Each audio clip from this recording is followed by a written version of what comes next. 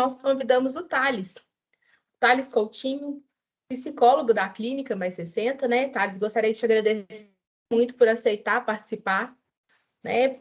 Mais uma vez, né? Sendo nosso parceiro no Mais 60 Saber, sempre topa, né? Todas as paradas com a gente, né? No Mais 60 Saber, te agradeço muito por isso. Agradeço também a participação de quem tirou um tempinho, né? Para estar com a gente hoje.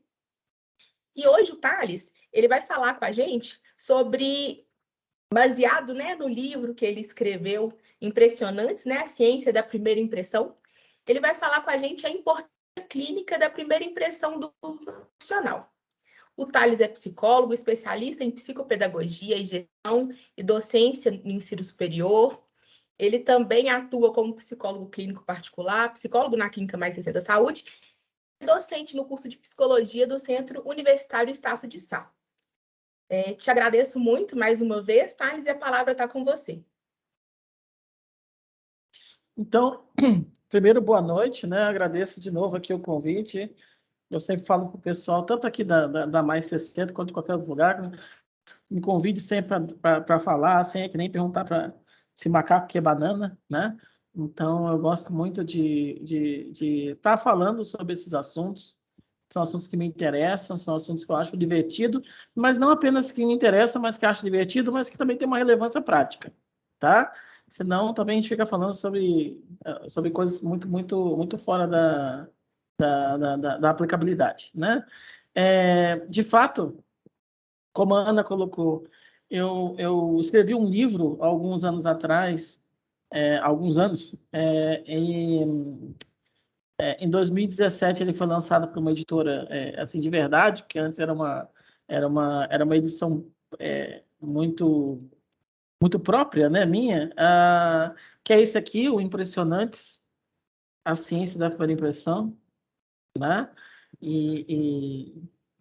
Enfim, então esse livro, o objetivo dele basicamente era que, como eu sempre fui muito interessado pela psicologia social, mesmo sendo clínico desde que me formei,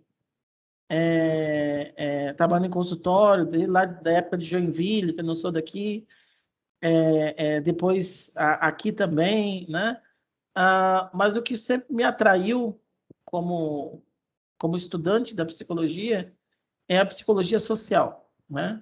A psicologia social, basicamente, é aquela área que vai estudar como que a gente se relaciona com as pessoas, né? E aí todo curso que é introdutório, aqui no Brasil a gente não tem essa cultura, né? Mas em outros lugares, especialmente nos Estados Unidos, que é o berço assim, não é o berço da psicologia, o berço da psicologia é a Alemanha, né? Mas os Estados Unidos, inegavelmente, das 5 maiores universidades de psicologia do mundo, 4 são norte-americanas, né? Então, eles são o berço da psicologia moderna. Então, lá eles têm um costume, não só na psicologia, mas em outras áreas, de oferecer, as faculdades elas oferecem cursos introdutórios. Então, você faz assim, introdução ao direito. Aí você vai lá e faz um curso que não é para você formar advogado, mas você estuda ali num período de férias, né, de janeiro, começaria agora, janeiro até fevereiro, então aulas quase todos os dias, você vai lá com professores da universidade e você termina aquele curso de introdutório ali, né? Então, tem curso introdutório e curso introdutório de psicologia. Tem de economia, de direito, de todas as áreas, praticamente, né? E todos esses cursos introdutórios de psicologia sempre começam, claro, com uma parte histórica, né?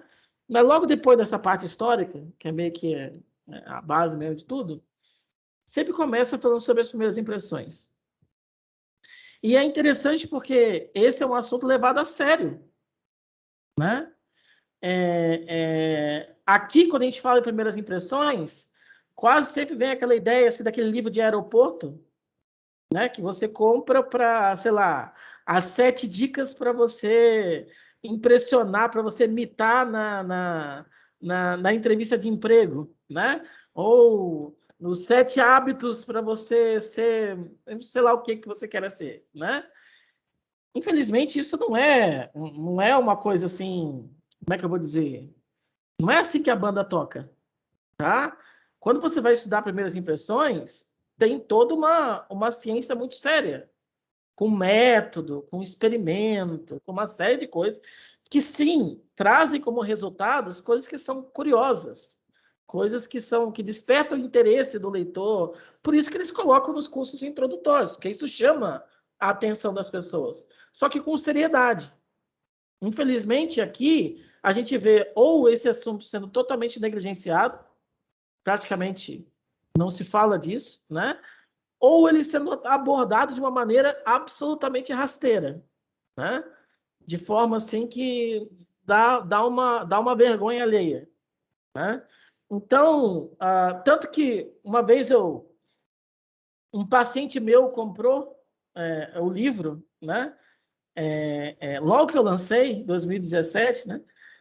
E aí, na sessão seguinte, eu não costumo perguntar se a pessoa gostou, que eu passo do pressuposto que se a pessoa quer fazer algum comentário, ela faz, né? Não sou daquele tipo, gostou? O que achou do livro? Não, a pessoa faz o comentário, ela faz ou não faz. E aí ele voltou na sessão seguinte e falou assim, gostei do livro. Eu falei, que legal. Mas você leva muito tempo defendendo a razão pela qual você está falando aquilo. Porque são 2 capítulos, praticamente, o livro não é grande, que eu fico explicando, olha, isso aqui não é assim que funciona. Esses negócios da revista Capricho, para primeira impressão para arrumar um relacionamento, ou da revista, sei lá, de negócio do mundo corporativo, que também está cheio de coisa, meu Deus, né? Isso aí não é válido, isso aí não é baseado em nada. Isso aí, geralmente, é alguém que, por alguma razão, né, estava na hora certa, no lugar certo, deu certo na vida e quis escrever alguma coisa sobre isso, né? Então, mas o que você vai encontrar nessas páginas não é nessa vibe. São coisas realmente um pouco mais que a gente fala baseado em evidência, né? Então, eu achei interessante que o próprio paciente você levou muito tempo, não precisava, podia ir direto no assunto, né? Mas é porque eu sabia que eu ia levar algumas pedradas. E, de fato, a gente acaba levando mesmo, né? Porque são temas que, igual eu falei, ou não são abordados de maneira aqui, né? Ou são abordados de forma muito rasa, e aí gera um monte de preconceito nessa área, né? Então, inclusive, uma coisa que eu bato muito na tecla é assim, as nossas primeiras impressões, elas são assertivas, tá? Então, de fato, quando você bate um olho em alguém e o seu santo vai com aquela pessoa ou não vai com aquela pessoa, né? Ainda que existam diferenças, mas há uma grande possibilidade de você estar correto, certo? Só que tem sempre que tem-se sempre que entender que há uma possibilidade de estar errado.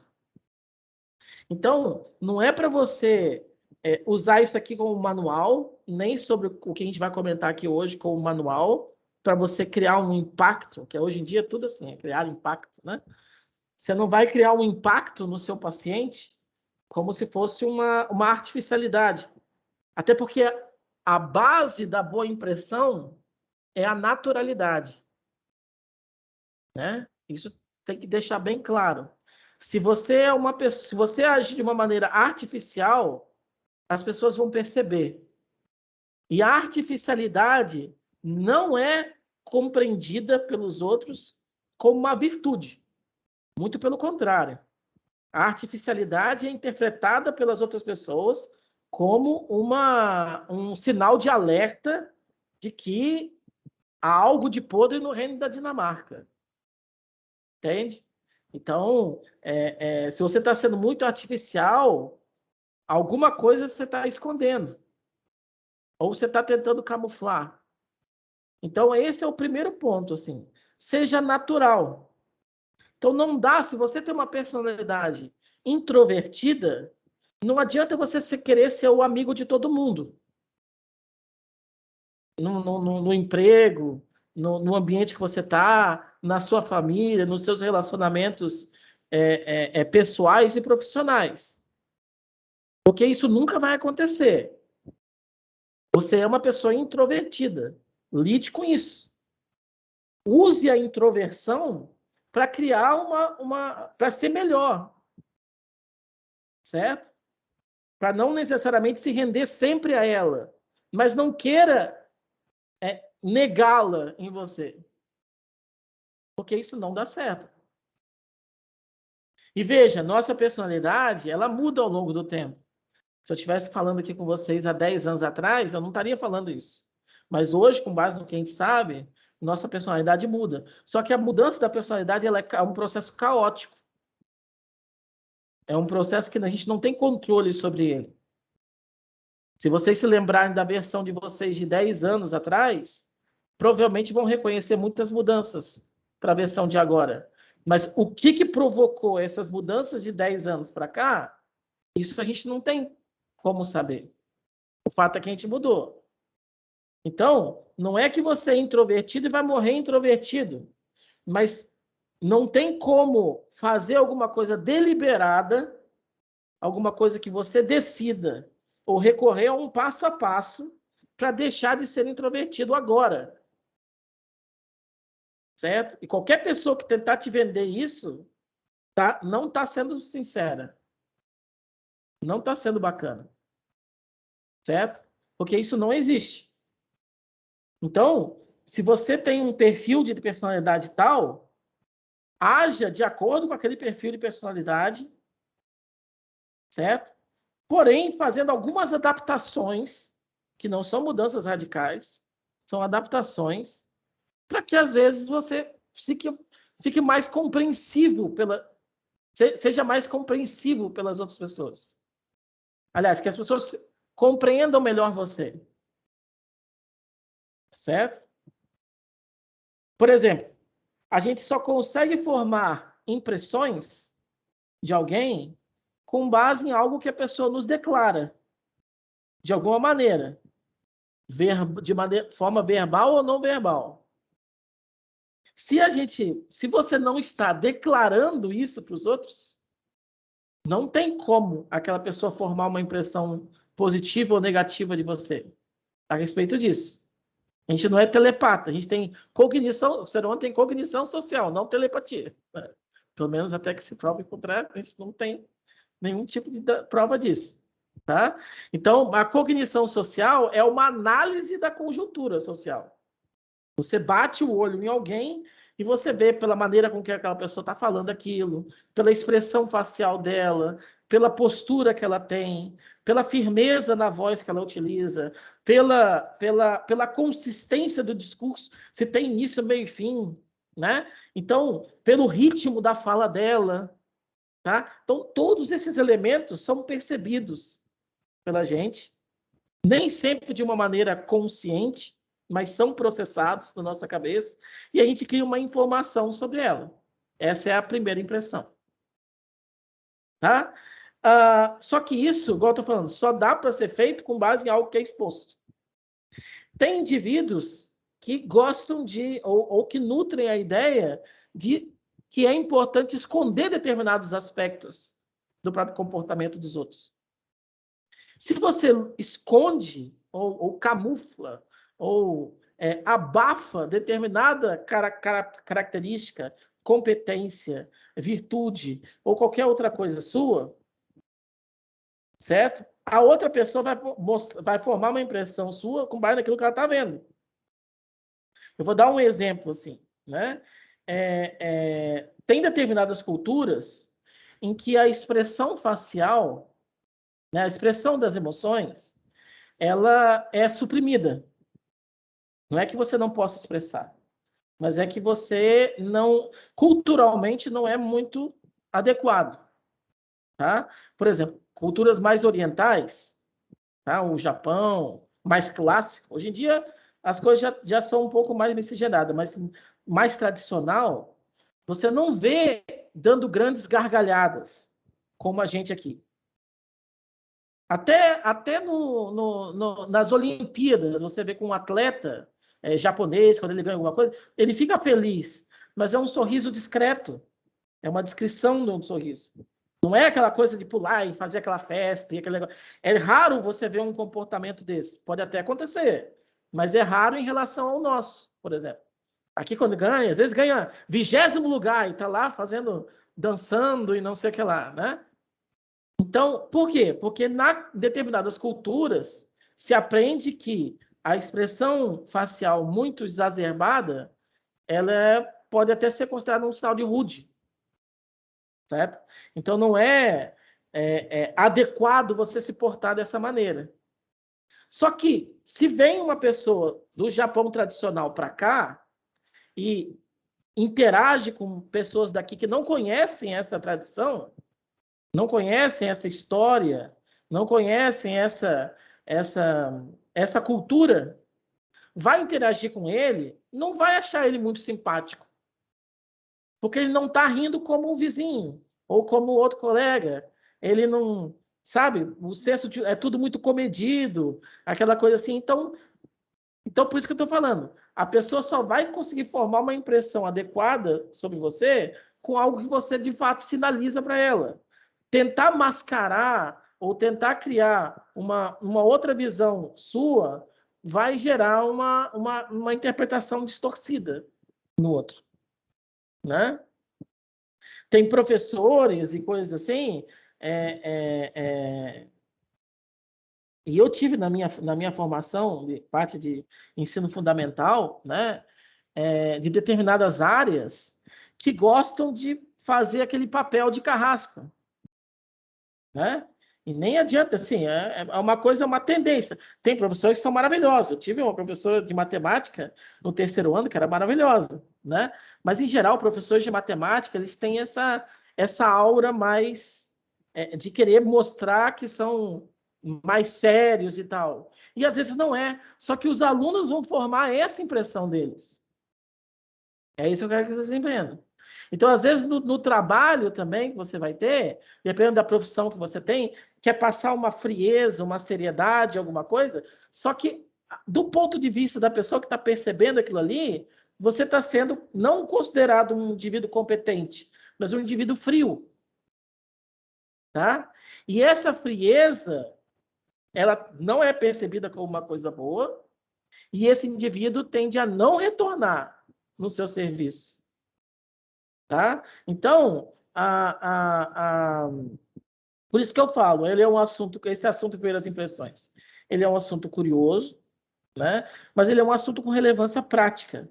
Por quê? Porque são as primeiras impressões que vão determinar, e eu uso essa palavra reconhecendo o impacto que essa palavra tem. E por isso eu vou reafirmar, as primeiras impressões elas vão determinar o seu desejo por ter um segundo encontro com aquela pessoa. Um segundo encontro pessoal, um segundo encontro profissional, um segundo encontro de qualquer coisa que seja. Então, é importante você estar atento para isso, sabendo que não dá para agradar gregos e troianos, mas não achando também que isso é uma coisa menor. Tem toda uma linha de investigação falando, por exemplo, sobre os pacientes que engajam em utilizar a prescrição médica. Porque qual que é o objetivo de uma receita? É que a pessoa vá consumir aquilo, né? Vá comprar, vá fazer o tratamento corretamente. Senão, não existiria receita. Né? Então, quando você entrega aquela receita para alguém, a ideia é que aquela pessoa confie na sua recomendação, faça o tratamento, depois volte para dar algum tipo de feedback ou fazer o acompanhamento. Certo? Pois muito bem. Então, já se estuda, por exemplo, o papel determinante do comportamento não verbal do médico na hora de entregar a receita para um paciente. E o quanto aquele comportamento não verbal do médico ao entregar a receita do paciente afeta a percepção que o paciente tem da competência e da cordialidade dele. Do quão aquele paciente vai perceber que aquele médico ele é bom no que ele faz e o quão ele vai perceber que aquele médico ele é confiável. Porque ser bom é diferente de ser confiável. Tá? E aí eles viram que aqueles que entregam, porque tem pessoas que entregam com sem nenhum tipo de tato, né? Como qualquer outra área, você entrega a receita como se estivesse passando qualquer outra coisa, né? Não tem uma elaboração, não tem uma firmeza, não passa nenhuma confiança naquele processo. Esses, quando acontece isso, o paciente não segue o tratamento corretamente e não retorna para dar feedback. Certo? Ou seja, ele criou uma impressão com base no ato de prescrever um medicamento, de dar uma receita. Certo? Tão negativa daquele profissional que é justamente isso. Aquilo ali vai predizer o não interesse dele em voltar naquele profissional. Então, ele não quer mais voltar. E não volta mais. Por outro lado, outros que entregam com firmeza, com contato visual, com segurança naquilo ali. Certo? Demonstrando essa segurança. Porque, novamente, não basta ter a segurança. Você tem que sinalizar essa segurança. Porque a pessoa só vai conseguir fazer uma análise sua com base naquilo que ela pode perceber. Ela não está lendo a sua cabeça. Ela está lendo a sua postura, a sua voz, a sua... Entendeu? Então, você tem que demonstrar essa segurança na hora de entregar uma receita para um paciente. Aí ele internaliza aquilo ali como algo muito mais assertivo, como muito mais adequado a levar adiante. Certo? Da mesma maneira, para outras profissões também tem isso. Para psicólogo clínico, né? Falar um pouco da minha área também. Né? Se você vai num profissional e aquele profissional ele não tem responsividade emocional. O que é responsividade emocional? Isso, às vezes, é culpa da própria graduação. Eu falo isso para os meus alunos. Porque na graduação, eu não posso dizer das outras áreas, mas na graduação da psicologia existem algumas orientações arcaicas, do meu ponto de vista, né?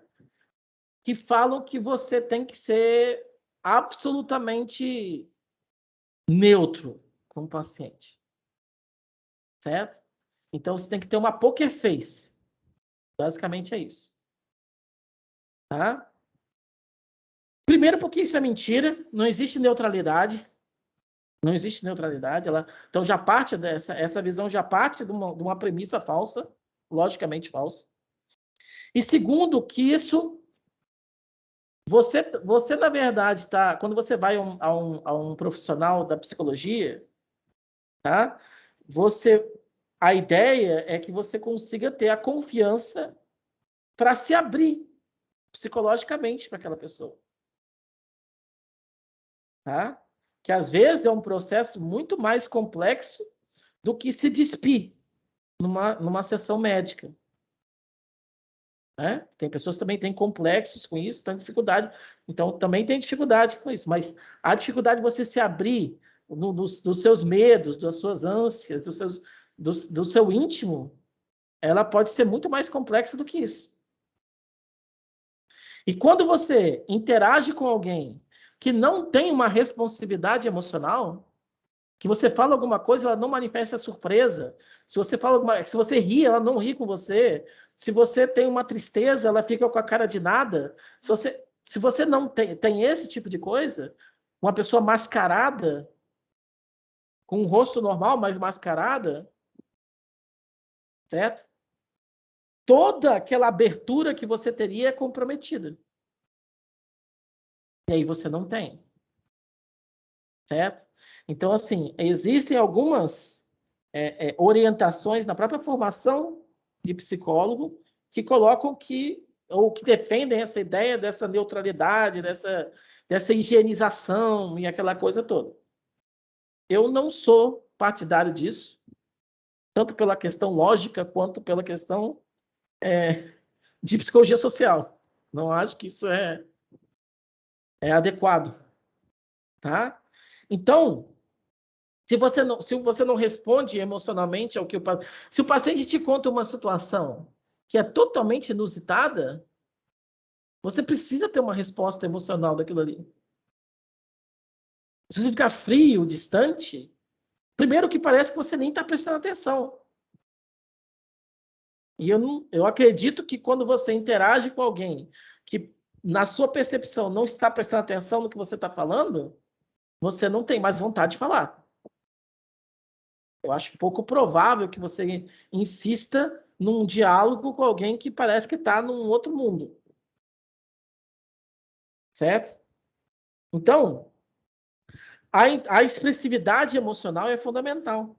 Não só no psicólogo, mas estou falando dessa área especificamente. Para que forme uma boa impressão. Uma boa impressão do psicólogo não quer dizer que você vai ser amiguinho. Isso eu não concordo, realmente. De ficar indo em festa de aniversário, de paciente. Tem gente que vai. Não é uma coisa que eu particularmente faço. Mas existe essa necessidade de ter naquele ambiente, naquele contexto, essa vinculação emocional com o paciente. Para que justamente ele consiga ter confiança, liberdade para abrir as situações para você. Certo? Então, essa ideia da frieza, certo? No contexto clínico, para qualquer profissional, ela não vinga. Certo? Contexto tem até isso é interessante porque há uma diferença entre o que as pessoas buscam num profissional da saúde em contexto clínico e em contexto hospitalar. Num contexto hospitalar, as pessoas têm uma tendência a julgar melhor os profissionais que são mais sérios, mais direto ao ponto. Porque ali é uma questão mais emergencial, é de costurar a pessoa, é de fazer um curativo, é de fazer alguma coisa, uma intervenção muito mais na massa ali, alguma coisa assim. Então, essa frieza é percebida de maneira positiva nesse contexto. No contexto clínico, consultório, não. Tá? O consultório quase nunca pode ter situações de emergência, mas geralmente não é. É uma situação marcada, é um encontro que aquela pessoa fez com aquele profissional, ela vai até lá. Então, é uma vinculação totalmente diferente. Então, manifestar uma frieza hospitalar num contexto clínico consultório não tem o mesmo efeito na perspectiva. Então, aquilo que em um ambiente vai fazer o paciente voltar, ou desejar, ou avaliar bem, ou achar bacana, no outro vai destruir totalmente esse vínculo. Certo? E essa também é um problema de formação, muitas vezes. Quase todas as formações, elas começam assim, elas mandam as pessoas para o hospital e depois vai tratar. Aí a pessoa dessensibiliza lá no hospital, que isso acontece com estudante de medicina, estudante de enfermagem. Dessensibilização defensiva é o nome disso. É um processo que é natural da formação, tá? Então, primeiro a pessoa dessensibiliza, aí depois eles querem que a pessoa se humanize de novo, aí fica difícil. Eu não sou eu que crio a ementa, né? Que crio o curso, como que deveria ser, mas eu acho que essa lógica não está adequada. Não, a princípio, de maneira geral, não forma pessoas muito, não é muito boa, tá? Porque a pessoa acaba levando aquela dessensibilização para a situação de consultório que é totalmente diferente, tá? E aí, por isso, geram todas aquelas críticas, né? A pessoa não olha para mim, a pessoa não... Né? Que a gente ouve por aí, né? Certo? Por causa disso. Que foi da própria formação ocorreu isso, é um erro de formação, percurso formativo. Mas isso não vai mudar tão cedo. Então, eu sei porque eu já dei aula para medicina quando eu estava no mestrado, né? Tem a disciplina de docência. E eu dava aula no primeiro período, tinha um curso na UFMG, né? Então, tinha uma disciplina do primeiro período que era Bases Humanísticas e Introdução à Psicologia Médica. Aí a gente falava sobre tudo isso, humanização, aquele monte de coisa. Estava no primeiro período, vendo anatomia, base, aqueles negócios. Aí depois eles começam a ser jogados nos... né? Um monte de coisa. Aí eu voltava no 7º período para dar psicologia médica. Era outra disciplina também que a gente estava vinculado como estudante do mestrado para dar aula. E como eu gostava de dar aula, eu dava todas as aulas, né? Então eu analisei pelo menos 2 turmas, eu consegui ver a evolução do primeiro para o quinto, não era 7º, 5º período. E no 5º período já não dava mais. Então, por isso, tanto do ponto de vista de estudar o próprio curso deles, né? Quanto vendo nessa prática, sentindo uma evidência anedótica, né? Dá para ver que tem alguma coisa que desanda no meio do caminho ali. Tá? Então, deveria ter uma conscientização maior desse processo. E não tem. Certo? Então, assim, essa é só para explicar para vocês, porque às vezes, igual eu estou falando, essa simpatia,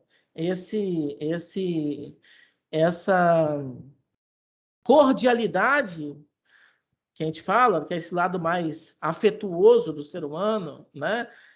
Ele vale mais no consultório do que no hospital. Tá?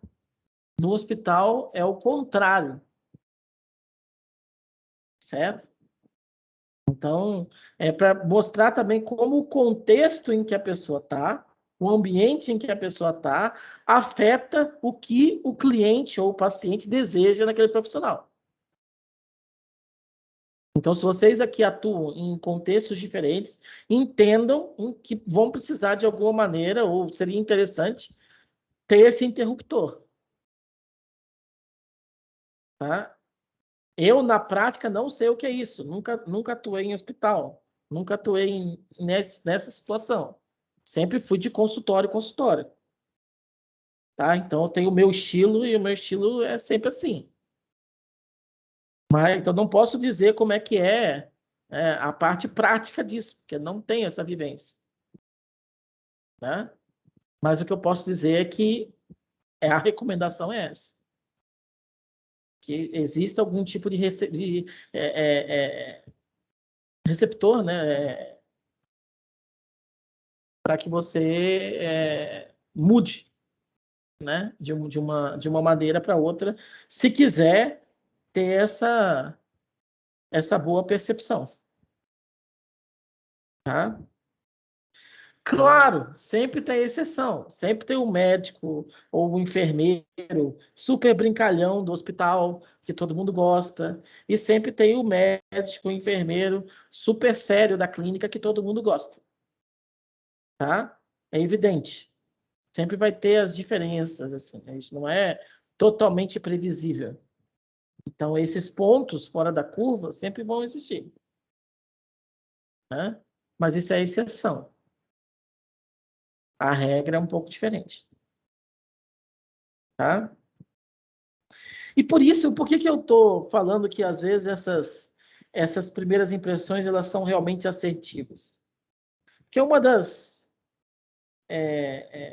a Nalini Ambady, era uma psicóloga social, faleceu com câncer super agressivo, né? Uma leucemia específica. Mas ela foi uma das pioneiras no estudo correto das primeiras impressões.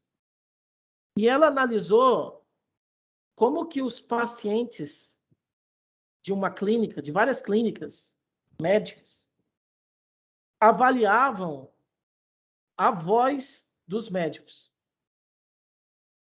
Então, eles gravaram os médicos falando um alô no telefone, o alô do médico no telefone.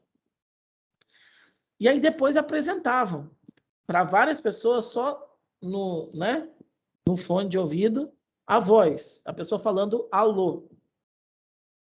E aí pedia assim, olha, essa pessoa que você ouviu falando alô agora, ela é médica. Eu queria que você colocasse no papel, com base nesse... A pessoa não tinha fotografia, não tinha nada. Eu queria que você colocasse no papel o quanto você acha que esse profissional é competente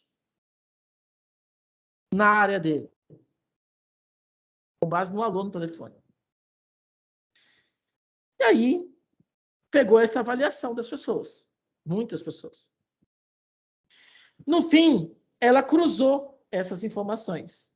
O que cada profissional recebeu como avaliação, com base na única voz dele, dizendo alô, e o histórico profissional dele. Quantos processos por erro médico, quanta a avaliação que eles têm lá nos Estados Unidos, aqui também tem, né? Acho que é o Dr. Lali, um negócio assim, que é uma plataforma que avalia, né? Alguns, mas não é uma coisa muito comum de ser usada aqui. Lá é super comum, tá? E pegaram, então, esse histórico desses profissionais, e além da parte jurídica de erro médico. E qual que foi a conclusão surpreendente do trabalho?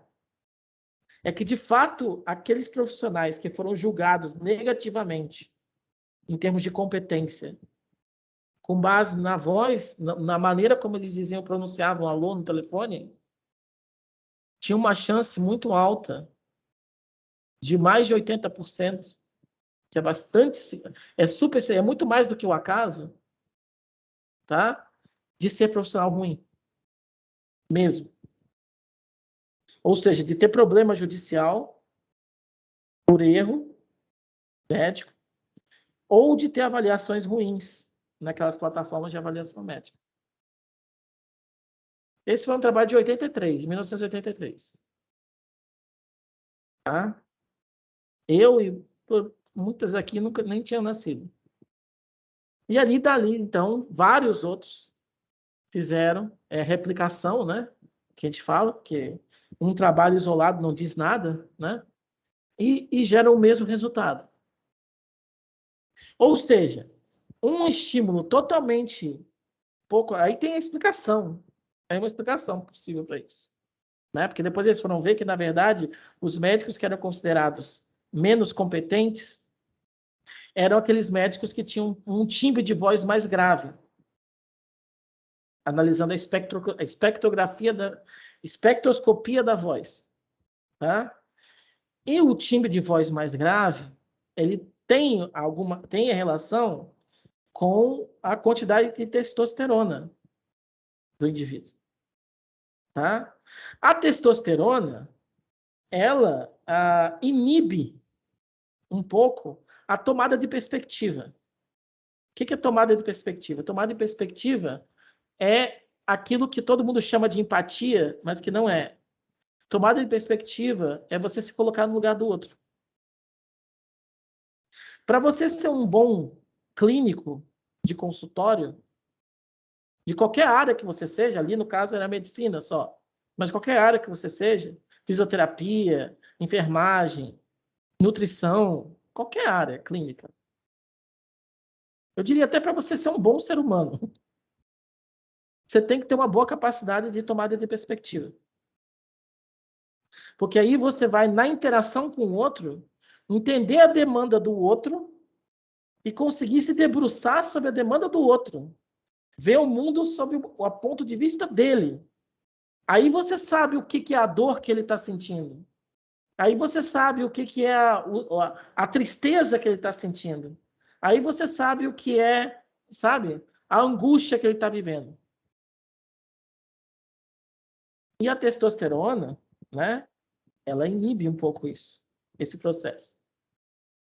Já está um bom... Diga. Eu não sei se você quer que faça as perguntas no final, se você quer dar Pode, seguimento, você prefere que sem faça problema. agora nisso Sem daí. problema. Pode fazer Não, na é hora que... porque você trazendo isso, né? O que me veio à mente é que nós estamos desenvolvendo um treinamento na clínica, temos os profissionais que fazem o teleatendimento, né? E aí você trouxe até essa Uhum. questão do timbre da voz e tudo mais. E aí, desenvolvendo esse treinamento, no material de base de uso de teleatendimento, triagem na saúde mesmo, uma das fases do treinamento diz o seguinte, né? Quando atender o telefone, se apresentar, tal, e aí destaca, né? Vem negrito, itálico e tudo mais, assim, ó. Lembre-se de sorrir ao falar no telefone. Tipo assim, eles colocam, né? Tipo assim, sempre ao atender e receber o paciente, lembre-se de sorrir. Aí falar assim, eles poderão sentir o sorriso na sua voz.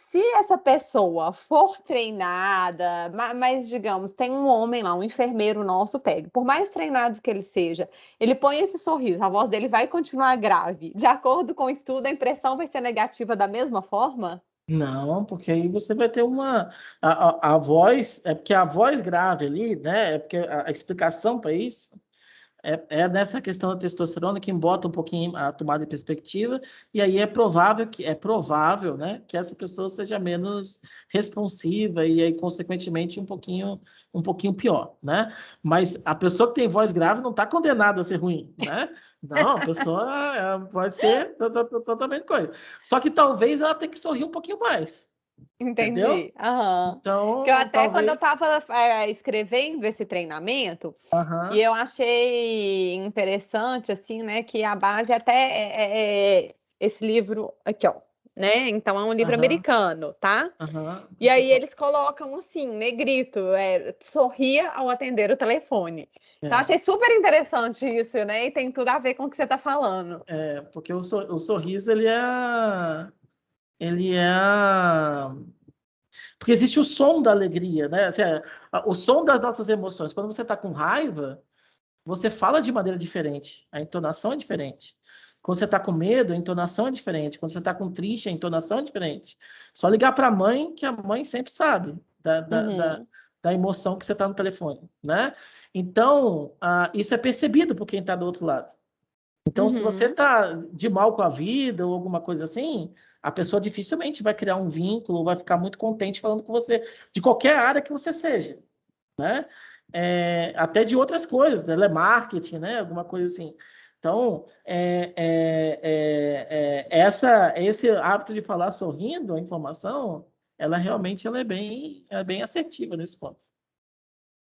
Ok, obrigada. Imagina. Deixa eu fazer uma pergunta que tem a ver também. Claro. Eu estava lendo um artigo, Ah, só que não sei o nome do autor, mas está no meu computador, eu posso mandar para vocês depois. claro. A pessoa falando, comparando alguém falando no telefone, ou seja, e a pessoa conversando, a capacidade daquela pessoa reconhecer a emoção do outro. E o artigo fala, assim, a síntese da síntese, né? Que pela voz apenas, a pessoa estava acertando mais do que quando ela estava olhando para a pessoa. Você já viu alguma coisa desse tipo? Já, porque na verdade a gente se distrai, né? Porque por isso que a gente fala assim, às vezes a gente fica olhando assim nesse negócio, às vezes até da internet, né? Qual a expressão facial? A leitura de expressão facial, gente, é uma coisa extremamente complexa de fazer. Não tentem aprender por videozinho assim, porque não dá. Agora, a análise que a gente faz do som, da voz, ela é muito mais acurada desse ponto de vista, né? Então, assim, para você ter uma ideia também, indo nessa mesma vibe, tem vários trabalhos que pessoas cegas são mais capazes de reconhecer a emoção dos outros pela voz, porque ela não se distrai com a expressividade. Ela só não se distrai com um sorriso, com alguma coisa assim. Ela pega a informação mais pura, né? Então é bem essa vibe que você está falando aí, né? Então a pessoa ela consegue fazer essa análise com base na voz, sim, da pessoa. Não, muito interessante, obrigado. Imagina. Não, é muito bom ter trazido essa também a informação aí do livro, eu nem sabia, né? E de fato é assim mesmo, assim, tenta sorrir ou alguma coisa, porque isso impacta esse negócio, não é detalhezinho, assim, né? Isso que eu falo, às vezes eu passei tanto tempo justificando o livro, porque as pessoas têm aquela ideia de que, não, é um negócio com relevância prática, né? Então, tem pessoas que têm maior dificuldade, né, com essas situações, né? Claro que também, assim, a gente tem um monte de vieses no nosso comportamento que nem todos a gente consegue eliminar com instrução, com educação, assim, né? Então,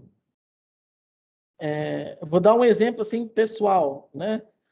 Quando tive agora há pouco fazer um exame de sangue normal, um hemograma, né?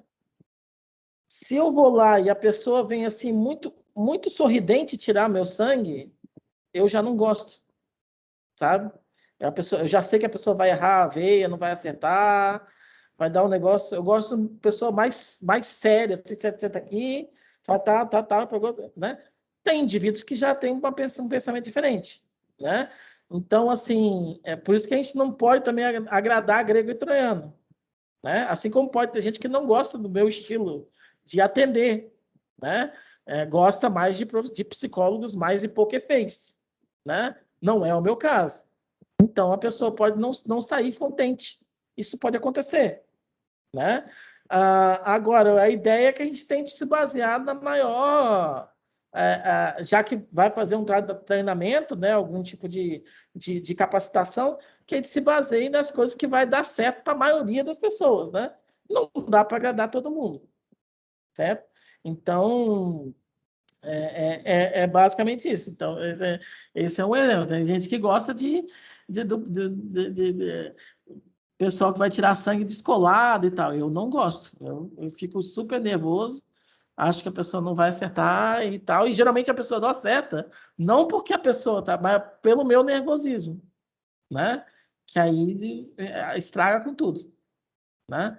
Então, assim, tem essas situações que acabam acontecendo, né?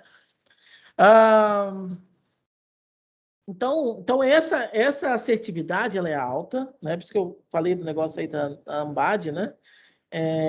Não é qualquer coisinha, não, é bem alta, assim, mas ela pode errar, tá? E a prova disso que ela pode errar é o que a gente acaba vendo até no coisa.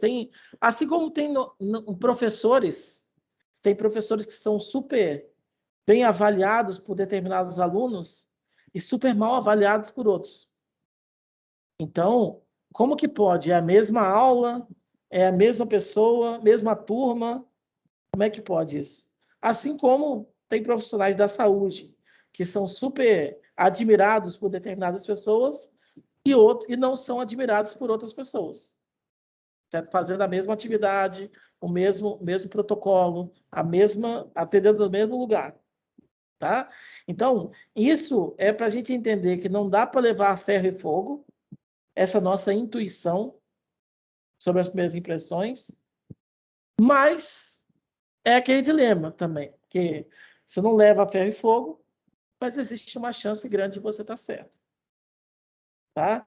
Então, como que faz? Como que geralmente faz para a gente separar isso, né? Usem,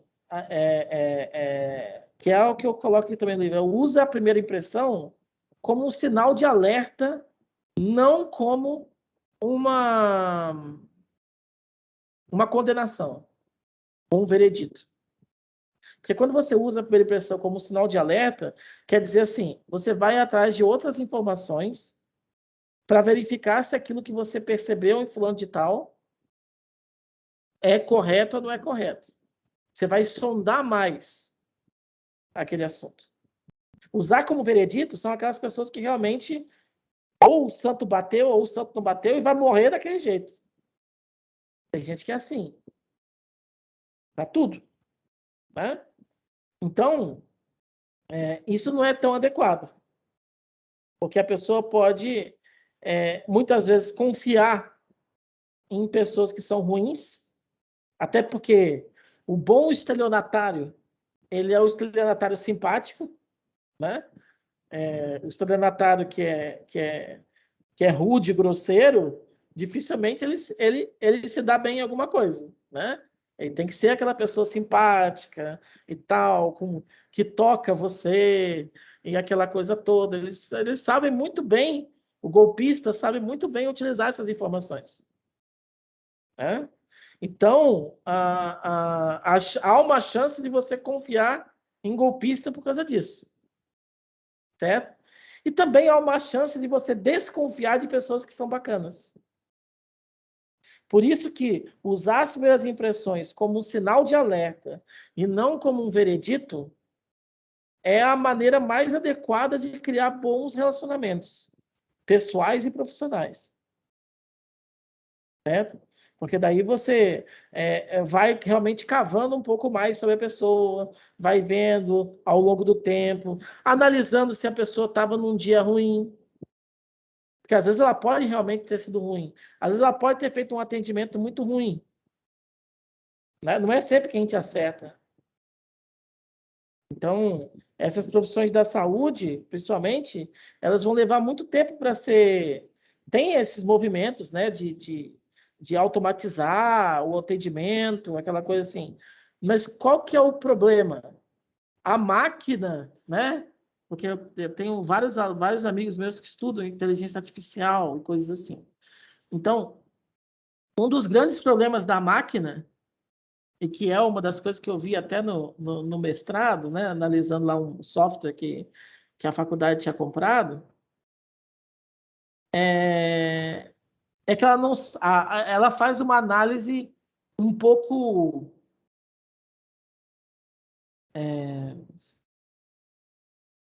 ela faz uma análise pouco inteligente das emoções humanas,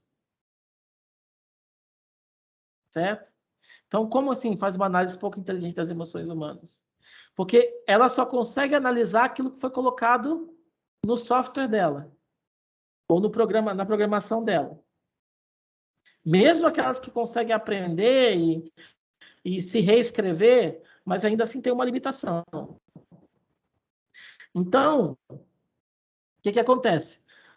O sistema que alimenta esse tipo de tecnologia, que tem que fazer análise emocional, porque toda a parte clínica é emocional. Quando você, como fisioterapeuta, recebe um paciente com uma dor, você tem que saber ler aquela dor dele. A intensidade daquela dor, você está lidando com a emoção. O médico, da mesma maneira. Psicólogo nem se fala, né? Porque mas todas as profissões da saúde, o nutricionista, quando a pessoa não está conseguindo emagrecer ou quando não está conseguindo seguir uma dieta, você tem que fazer essa leitura emocional do cidadão. Senão não tem como seguir adiante. Até porque, às vezes, a pessoa não consegue nem descrever de outras formas o que ela está sentindo. Tem que meio que analisar ali o conjunto da ópera e dizer, não, eu já sei o que está vendo aí. É isso aqui, isso aqui, isso aqui. E assim você vai. Né? Então, as máquinas, quando elas tentam fazer isso, elas analisam assim, no segundo tal, o indivíduo manifestou essa configuração facial aqui. Aí a unidade de ação 1, com a unidade de ação, aquelas coisas lá que às vezes vocês veem na internet aí, que é o modelo do Ekman, né? Que é utilizado para essas coisas. Então, isso aqui é o quê? Isso aqui é alegria. Mas no segundo seguinte, ela já mudou esse padrão para essa outra configuração facial, que isso aqui já não é alegria, é tristeza. Então, a máquina ela não consegue, de verdade, fazer uma análise de conjuntura e dizer assim, ó, essa pessoa está triste, ou essa pessoa está angustiada por causa disso. Ou essa pessoa, ela não consegue, não tem software que faz isso. Por quê? Porque ela ainda faz análise de fotografia emocional. esse é um dos maiores impedimentos da inteligência artificial, de interação. Eles fazem análise, a máquina consegue reconhecer pessoa. Por quê? Por que ela reconhece pessoa no aeroporto, se é traficante, se é terrorista?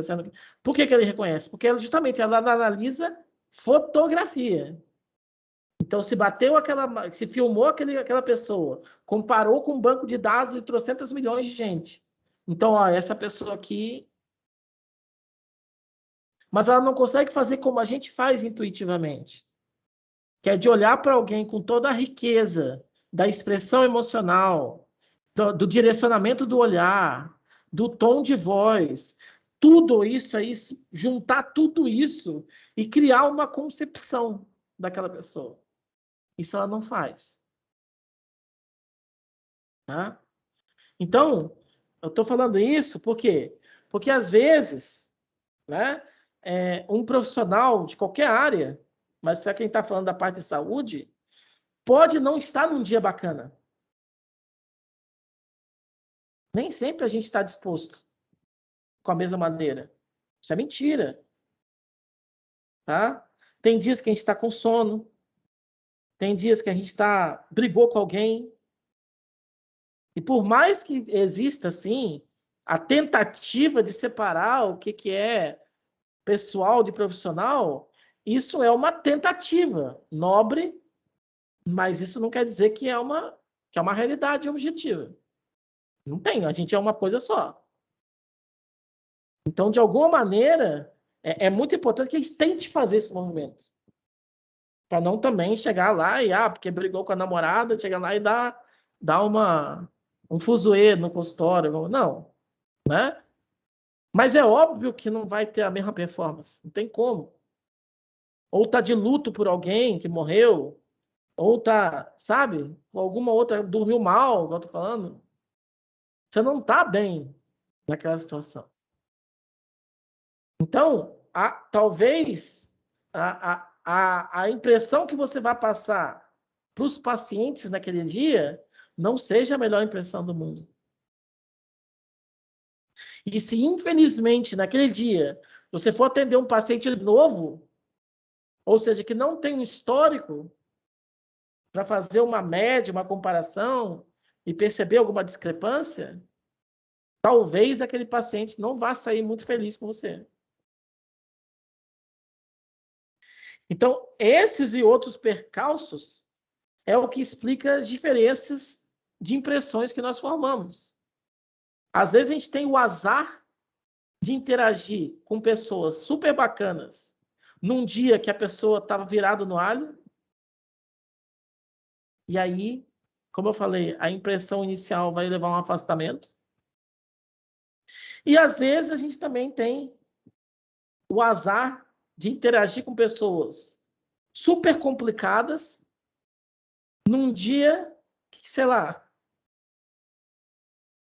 abençoado. E aí você se aproxima daquela pessoa, mas você está indo para uma armadilha. Porque ela de verdade não é assim. Certo? Então, por isso que eu volto à situação.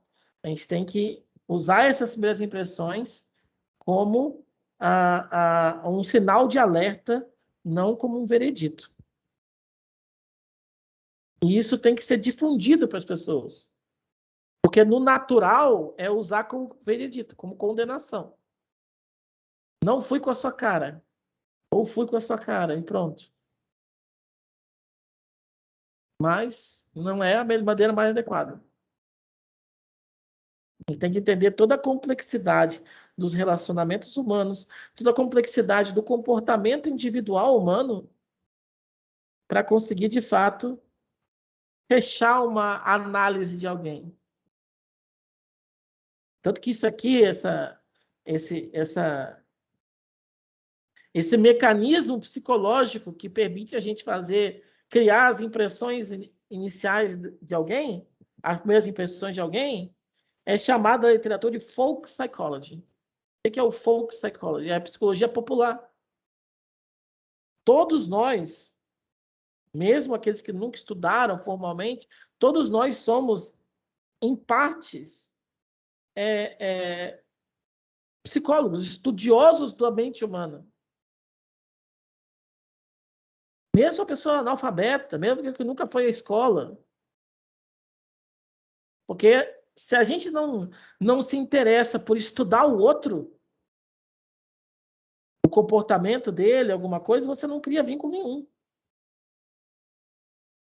Só que esses estudos do outro, no natural, estão cheios de vieses, inclusive esse, de que a primeira impressão é a última que morre e tal. Então, se não gostou, não gostou nunca. Se gostou, vai gostar sempre. E deve se guiar porque a intuição é boa. Sempre seguir pela intuição, que ela tem uma sabedoria. Né? No senso comum, nessa psicologia popular, está cheio disso. Então, as pessoas vão se basear nisso. Os seus pacientes, quando forem no consultório, vão se basear nisso. Porque é assim que é a natureza humana. Então, precisa vir a psicologia formal, acadêmica, para dizer assim, não, peraí, vamos pensar um pouquinho mais nisso aqui. Não vá com tanta certeza assim, porque você pode se dar mal.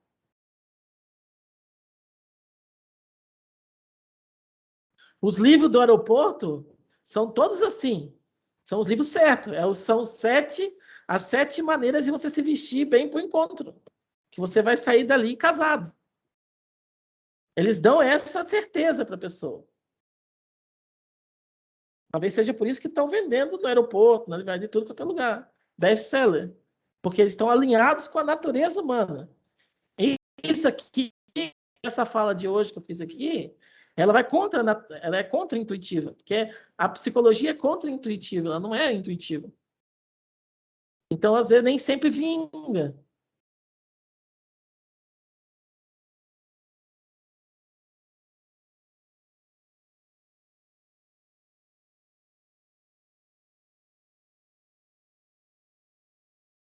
Travou para mim, gente. Thales? Gente, fui eu que travei ou o Thales que travou? Para mim, parece que o Thales. Ah, o tá. Dani. Dani, estou te escutando. Eu também. Acho que o Thales que. Eu ia até. Thales, se você estiver ouvindo, concluir com ele, para ele apresentar o livro dele, ver se tem exemplar. E eu até pedi ele para a gente poder fazer uma aquisição. De quanto o Thales, é só definir aqui, né? Se o Thales vai voltar, se não vai, se caiu, o que aconteceu. Eu queria, a primeira coisa, falar para vocês, não sei se todo mundo aqui está ciente, ele caiu ali. Que nós temos a biblioteca do Grupo Mais 60 Saúde, fica lá na Világio, né? A Cintia até que era responsável de estar com a Gabi. Então, eu vou levar alguns livros para lá, para doação, e depois vou fazer a listagem para completar, que as meninas já têm, para divulgar, né? Porque está à disposição para empréstimo para todos os colaboradores da clínica. Então, o Thales me remeteu isso, né, que me fez recordar, para reforçar isso com a equipe de vocês, para a gente fazer uso, para fazer sentido, né, terem esses livros lá.